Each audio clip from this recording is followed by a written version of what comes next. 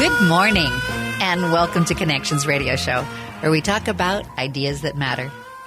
Our goal of Connections Radio Show is to explore a wide range of topics that challenge us to see ourselves, our community, and the world around us that get us thinking, get us feeling, get us imagining, get us inspired and connected, and perhaps inspired to do just a bit more because we've made that connection. So it's sunny out today. Isn't it wonderful? We had a chance to talk to our co-producers a little bit before the show, and we were all celebrating the delightful sun. So our show today is featuring our co-producers, which is who are from the Reviving the Islamic Sisterhood for Empowerment, and that's RISE. Wonderful group that has been co-partnering with us for about 3 years now. And my co-host today is Nashina Hussain. Nashina, are you on the line with me? I think that we lost a couple of the lines just as we went on. So, Amina, are you with us? I am. Oh, good.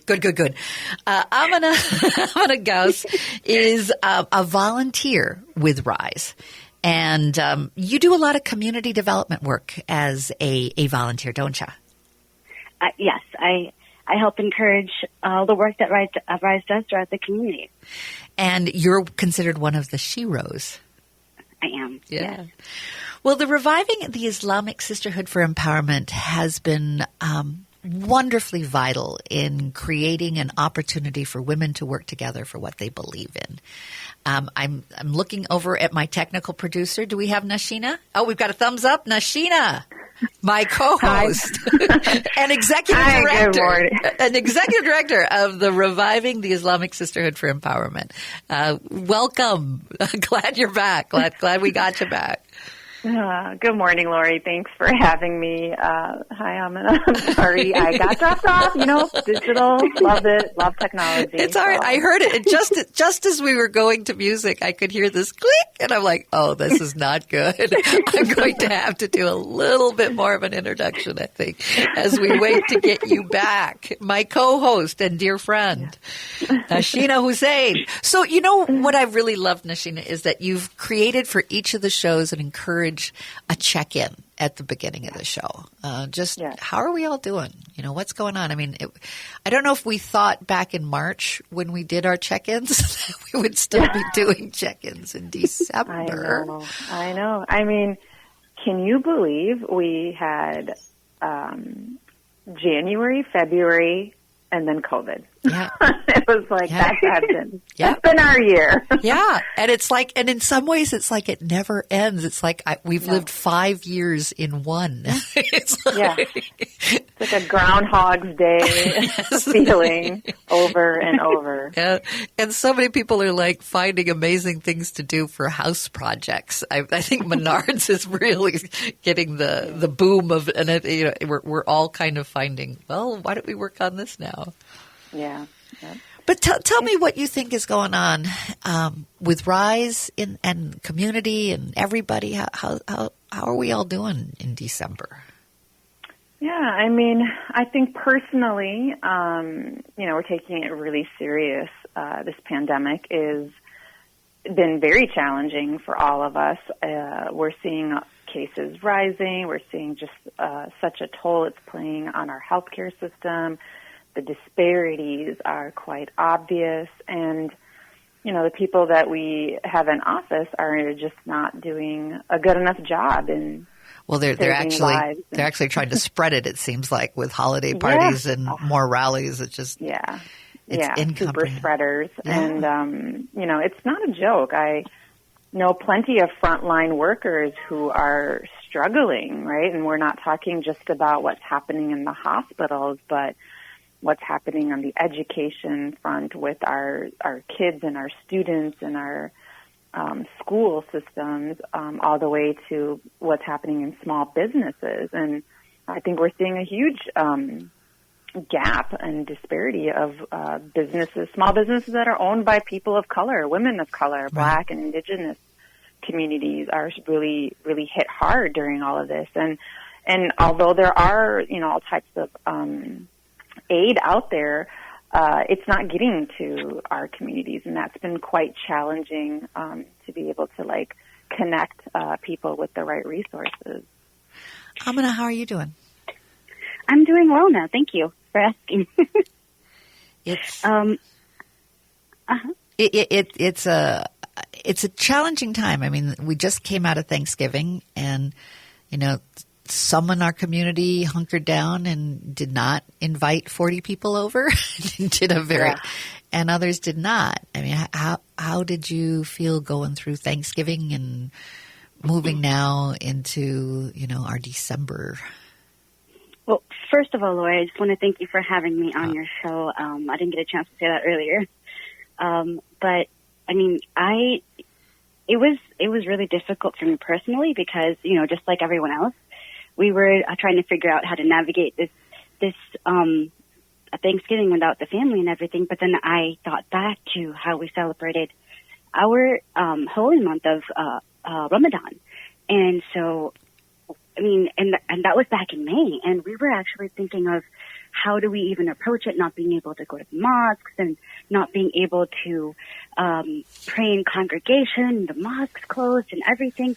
And all of a sudden, the community got so creative, and all of a sudden, all of the sermons started happening online, and people started to cater food for one another. Mm-hmm. And one of the biggest things of the month of Ramadan is that families help break each other's fast by inviting people over to their house.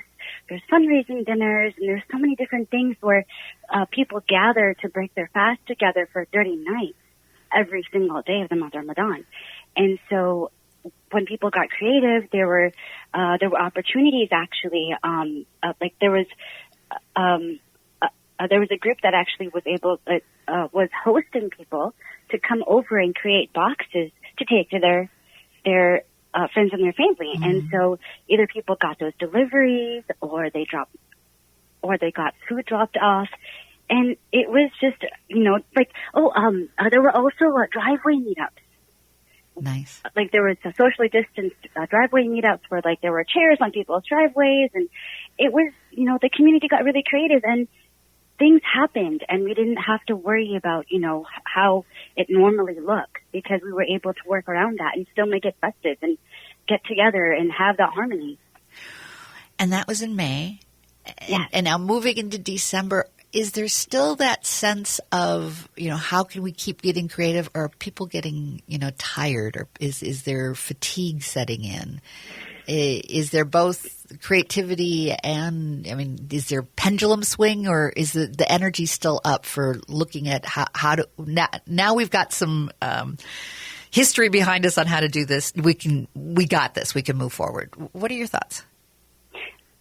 I think that's what it is. I think that what people are looking at is that they're kind of thinking back because as a Muslim, Ramadan is the biggest time of the year. Mm-hmm. And so for us to be able to get through that and fast the entire day and not be able to see the people that we normally see, we're actually pulling from that. And we're actually helping plug that into all the different aspects of our lives. And we're, it's somewhat of a shared feeling, I think, and just pausing and going back and reflecting and bringing back that positive energy and bringing back that spirituality and plugging that back into our lives. I think that that's something that I've been seeing a lot of people do, and that's what I've been telling everyone to do, not just, a Muslim, but of all walks of faith, of all, faith and non-faith. There's always a way that you kind of re-energize and you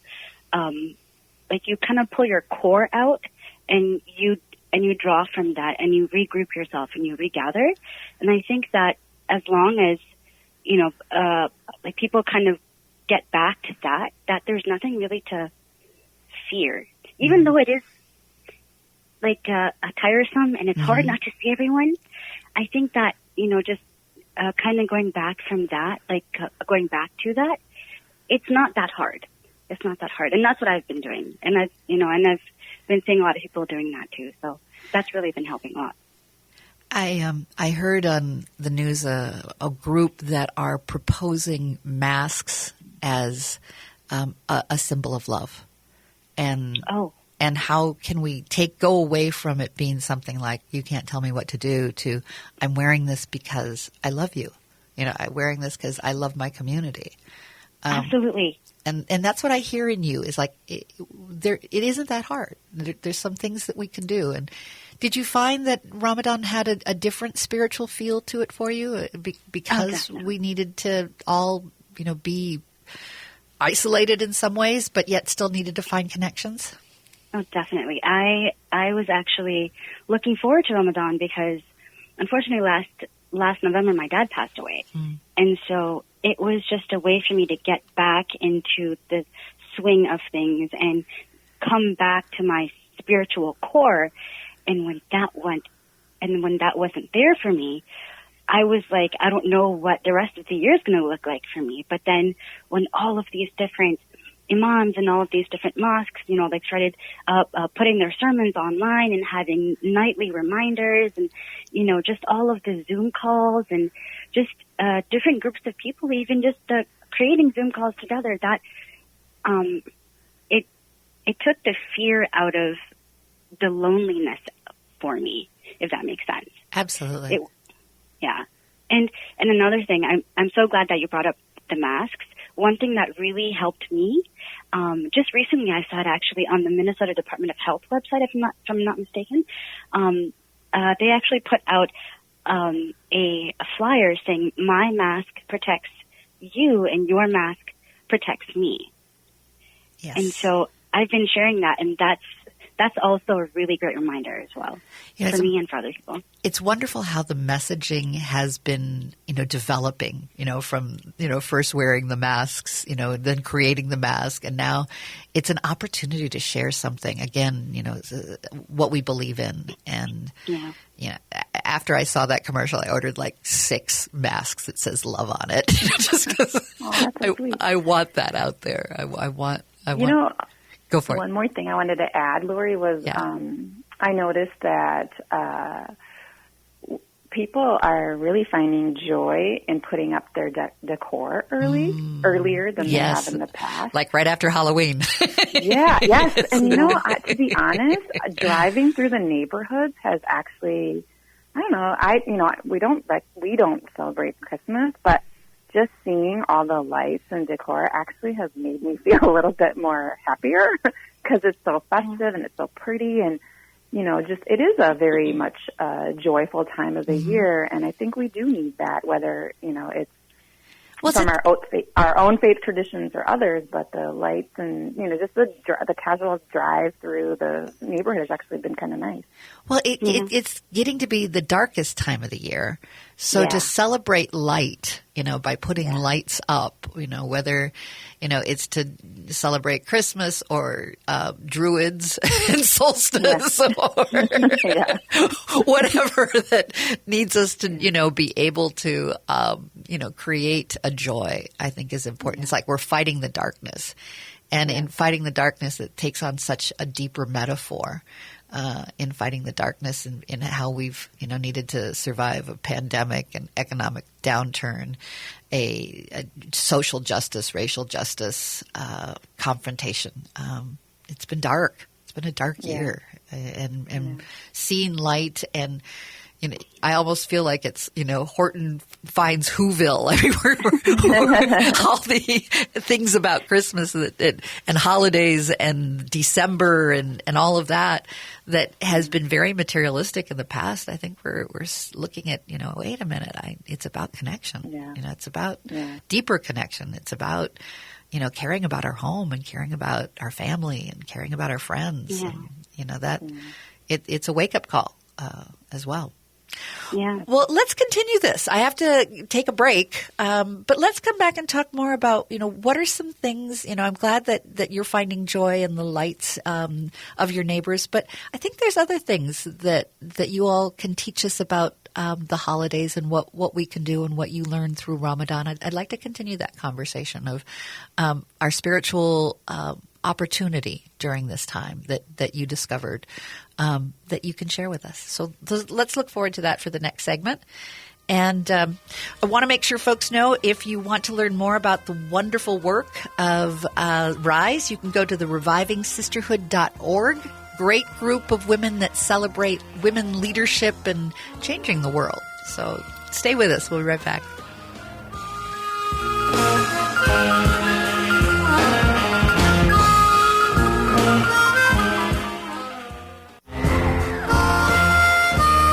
Welcome back to Connections Radio Show, where we talk about ideas that matter. And I'm glad you've joined the conversation. We are partnering today with our community partner, the Reviving the Islamic Sisterhood for Empowerment, and that's called RISE. And to learn more about these Connections partners, you can go to our connectionsradiomn.com/community co-producers. Our co-hosts today are Nashina Hussain, who is the Executive Director of RISE, and Amina let me make sure I pronounce this right, Gauss. Is that correct? Yes, it is. There we go. Amina Gauss, who is a community volunteer and very active with RISE. And we were talking about this time of year, and there's a lot of centering going on and looking at joy, I think, in different ways. There's a lot for us, I think, to learn. And one of the things that this time of year is also a big part of is, giving generously. It's about generosity, and how can we continue to go deeper and look inward as to what can we give during this time of year, and how do we give? Nashina, I know you had some thoughts on joy and thankfulness this year. Yeah, I feel like this is really a time of generosity, and I think what we have seen, if anything, during Ramadan was just an immense amount of generosity that we've seen through people, and there seems to be, this fear of are we going to raise enough money? Is there going to be enough? And this mindset of scarcity, I think, is something that I'm actually not witnessing. I'm just seeing people operate instead out of a mindset of abundance and really helping each other out, whether it was in Ramadan, during the uprising with mutual aid, or today with Giving Tuesday and Give to the Max Day. I'm seeing people really step up and be generous with not just their wealth, but also with their time and their talent and their testimony. And so this sort of philanthropic approach of I'm giving in all the many ways I can has been really, I think, has had really a profound effect on myself, just because where government has failed, where our institutions and systems have failed, I've actually seen people connecting with people and helping each other out. And that is what I think gives me a lot of hope, is just this shared humanity and this human connectedness that's allowing us to really draw from our experiences and our past and our traditions to be able to get through this difficult time. And seeing hope in a new way. That it's very real. I mean, it is, we can have relatives who pass, and we have to hold each other dear without holding each other because, we're down to our, either our pod or our, family household. And there is a deep human need, I think, to connect. And I'm grateful for the virtual. I'm grateful that you all have joined me on more shows this year, because you bring such insight and beauty and thoughtfulness. And we've just all had to go a little deeper to look at what it all means. And we've had, in some ways, it's like we've all had a time out, and we've had to, stay in our home and figure some things out. And I think we are. And there's many times when people don't know how to do something. And what I love about your group is that you keep providing ideas. This is how you can help. These are things, and which is great, because it's about what you do is so much grounded in leadership and sheroes that should be honored and admired for the work that they do as leaders. Yeah, and I want to build off of one thing, Lori, that you said. we actually also listened to our community, right? As soon as that pandemic happened, we reached out to our community. We asked questions and we asked, what do you need? And when we got those answers, that's how we were able to like formulate the ideas, right? So this is, I think, a really important aspect of community building and community organizing is actually centering the people who are struggling with whatever problem is out there. And so when we asked Muslim women, what do you need? It was, I need human connection. I need spiritual connection. I need to have something to get through this, whether it's access to therapy solutions or food security or help with my kids' homework, right? Just we needed to listen in order to provide ideas of like, here's what you need to, here's some things, here's some resources and tools to help you through this. And you know, when it ties back to that generosity, it was other Muslim women who are like, I have this skill, I would like to provide it. I'm a therapist, I would like to help. I have access to connections to provide food and meals to those who need it. And I think that's what really community is all about, is all of us just really stepping up and pushing. And I've been really impressed by the way people have stretched themselves in order to provide for not only themselves, but for their community. And we talk a lot about self-care, which has a very individualistic approach, but I think we're really grounded in community collective care. I think all of us, when all of us are doing well, then all of us are doing well. Right. I get the image of, you know, the turn of the century, way back when, switchboard operators where, okay, I've got this and I can plug you in here and you've got this and I can plug you in there. And that you're the great sort of hub of providing the aha moments of how to pull people together so that they can connect. Yeah. Well, we are at the end of this segment, but I'm excited about our next segment in looking at looking back at 2020 as a whole and what RISE has done. And I think we've done a good job in this segment of sharing some of the ways that you do it.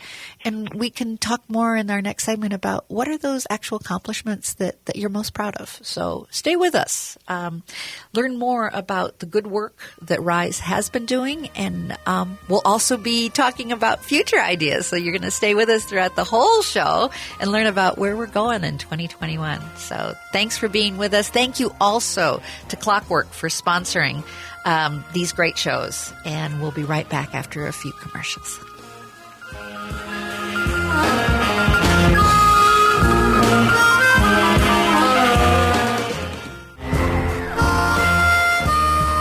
Welcome back to Connections Radio Show, where we talk about ideas that matter. I'm glad you've joined the conversation. It's a great conversation today. We have our Connections community partner, Reviving the Islamic Sisterhood for Empowerment, known as RISE. And my co-hosts are Nashina Hussain, who is the executive director, and Amina Gauss, who is a great volunteer and considered a shero of the RISE group. So welcome. Thank you, Lori. Thanks for having us. Thank you, Lori. Yes. And we've had ups and downs this year, as we've been talking about. Crazy year. I think you said at one point we had January, February, and now March through December lockdown. A lot of challenges. So looking back at the milestones or the special moments or the highlights, what would you say that you'd most want to share about what RISE has been doing this last year? Yeah, I think, this was, like you mentioned, a very challenging year, especially because we needed to be in community during a presidential election. And on top of it, we had census, if you recall. Oh, yeah. We wanted to ensure an accurate count, especially of our Black, Indigenous, people of color communities. And working from home had its own challenges. And so how do you pivot? How do you reinvent yourself? And how do you stay relevant when all of this is happening. And these are major things that are happening in our community. So what we learned was community organizing works. I mean, I know that that's not some new revelation, but it kind of felt like it for us. Well, it went through a stress test with this, for sure. Does it work when the world is kind of falling apart? Yeah, it does. Yeah. And and how do you organize that community? Where do you organize that community, right? Like everything had to be done digitally and online. And so, that's what we had to really switch to, right? Is to update those technologies, understand our own skills on navigating those technologies. And I think what the digital realm has actually provided us was greater access. Mm-hmm. I mean, no longer did people have to travel to get to somewhere. We didn't have to be in certain places for access. Like people from rural Minnesota could attend. People outside of Minnesota were attending. We were organizing with other nonprofits across the Midwest. So, and you weren't competing with a whole lot of other events that people were going to. Yes, people were getting zoomed out. Yes, we exactly. were like Zoom fatigue.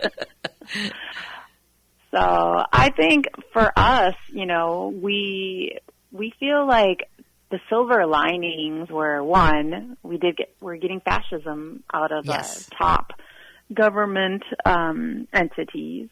We know that no party, no candidate is ever going to be 100% aligned with us, but we have an opportunity to really change that for next year. And that, we heard a lot of, my vote doesn't count. It's, what is one vote going to do? But we recognize that it's about voting down the ballot and making sure that your voice is heard. So we feel that as hard as 2020 was, there were definitely moments of success. You also had many more Muslim women running for office. Yes. In fact, Lori, there's some exit polls that have come out that show that this was the highest turnout of Muslim voters in history. Oh, you have to be proud of that. Yeah, and so definitely we want to take credit for that at some point, because not only did we turn out Muslim women vote, Muslim women bring others along. Oh, absolutely. They don't go to the polls if you get alone, the women, right? You're going to get the family. You're going to get the community. Absolutely. It's so true. And then my mom. And then you're right. So many people ran for office. Yes. So, yeah. And you've got to be proud of that. Yeah, totally. Amina. I just wanted to add to that and just say that I brought my mom, and she was so excited to be able to vote. She created videos, actually, for her friends and for other women in the community to encourage them to go and vote. And she was so excited doing it, and it was so important for her. And to take our voice seriously, that our vote is our voice, and not to dismiss that, it's only one vote. Hey, that's my vote. That's my voice. And I have a right to have my voice be heard, which I think is so powerful that we all came to the conclusion that, we're not going to miss the opportunity to have our voice in this process and not be dismissed. And I so admire your group for creating that empowerment. I mean, you really emphasize that. We can do this. Yeah. And we did it. Yes. Yes. And if I could add to that too, something that Rise did that I honestly haven't seen other groups doing is that Rise didn't just speak to one particular age group or one particular community. Rise said, wherever you are, whoever you are, at what age you are welcome. You are a part of us. We are speaking to you. You are important. And so that helped to mobilize people and women and help them feel like they were a part of the process. Mm-hmm. And instead of being spoken to, they were brought along. And so that really helped, especially women in the age group that my mom is in. They really felt like, hey, this is something that we can do too. We don't have to be young, or we don't have to be at this certain age group, or have a certain level of activity outside of, the home or be this civically engaged. Like, they were encouraging each other, and I felt that was really hopeful too, because I haven't seen that happening for like a lot of other women in other organizations. So that was really great. I hear in what you're saying a real sense of I belong. Yeah. I feel like I belong here. I belong to this wonderful group, and in that belonging, I can be encouraged to do something. And I think we all, belonging and connection, I think, have a relationship. I think going deeper from connection, you get to that level of belonging. And I think when you feel that, that's when your voice can be heard, you take ownership, and you can be inspired to action. And you understand your power. Yes. And there's a power that is inspired by each other in a group, but I've also seen so many different people starting to recognize that their opinion is important. It's not just there's been so much passive and disenfranchisement for so many years that I think this is encouraging, even though it's been a hard last 4 years to go through. There's something that's been calling in a deeper sense of us that our country was created on an idea, and how do we believe in that idea, and how do we express that idea, and how does that idea evolve into a greater awareness and a greater ownership. And I just I know I say this, but I so admire how you empower that realization of how do we take our idea of our country to the next level, that we're all equal and that we deserve and have earned our right to have a say. Yeah, and I really appreciate, Lori, how you're saying the sense of belonging, because, when we talk about diversity and inclusion and these hot topics, people are always like, oh, we want our cities to be welcoming and we want our communities to be welcoming. But it's like, well, that's just like a little checklist. I need to make sure I feel like I belong. And the way that we're manifesting belongingness is right now through this democratic process. And so I think about the amount of investment we put into making sure people knew exactly how to vote, whether it was absentee or early in person. We also made sure that we provided in-language tools. This is the first time that we were able to have how to vote videos in not just English and Somali and Arabic and Urdu and Bengali. There was just so much language diversity to help people feel like they could understand what to do and become part of this belongingness and part of this community. And I hope that this continues, that we don't feel like everything has to be in one language, that we really do meet people where they're at and provide the tools that they need in order to feel that this is their community and that this is their voice and how it should be heard regardless of their demographic. And with that comes that respect that there is I think belonging, once you have that sense, I am respected for who I am respected for my language, I am respected for my ideas, and I am invited to belong. That's powerful. Yeah. It allows, I think, a whole new way of seeing each other, and allowing for us to grow. I mean, we certainly have had 400 years of an imperfect nation and 250 plus years of trying to figure out what it means to have equality. And I welcome and embrace opportunities to continue to learn what does that mean. And with that, we should go to our commercials, but I want to make sure that the audience knows that in our next segment, we're going to be looking to the future. What could this look like? What after this year could we be preparing for 2021? So stay with us. We'll be right back after just a few commercials here.